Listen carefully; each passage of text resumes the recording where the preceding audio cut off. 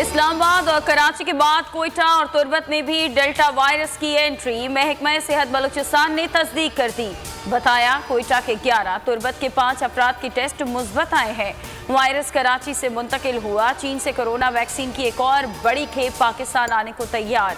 20 lakh साइनोवेक doses आज इस्लामाबाद पहुंचेंगी। रवामा vaccine की 1.5 करोड़ डोजेस पहुंच चुकी।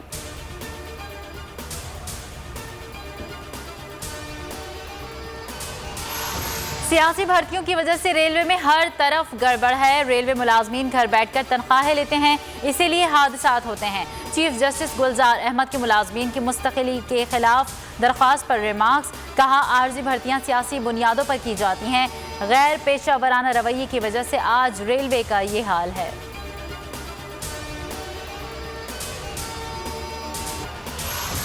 मुसालहत के बजाय मज़ाहमत। हुकूमत को टफ टाइम देने के लिए शहबाज शरीफ का भी जारहाना मूड अपनाने का फैसला। हुकूमत की नाकाम पॉलिसीज़ को हदफ तनकीद बनाएं। पार्टी रहनुमाओं को भरपूर मुहिम चलाने की हिदायत कर दी। ईद के बाद अपोजिशन लीडर चारों सूबों का दौरा भी करेंगे।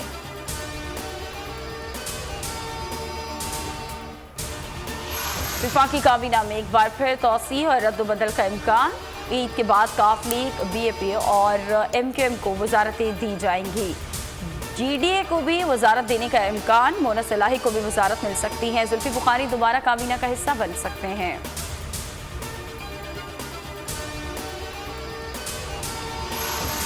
अफगानिस्तान की सूरत हाल बेहतर होने का सबको फ़ायदा होगा। खित्ते के अहम ममालिक से मुशावरत के बाद मुत्तफ़िका हिकमत अमली अपनाई जाए। वज़ीर ख़ारजा शाह महमूद कुरैशी का बयान। कहा, अफगान कायदीन बताएं कैसे मदद कर सकते हैं। भारत खित्ते के अमन में खलल डाल रहा है। आलमी बरादरी मनफी रवैये से रोके।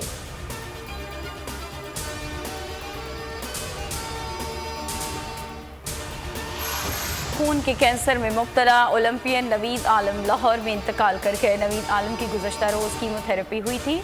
दिल का दौरा जानलेवा साबित हुआ।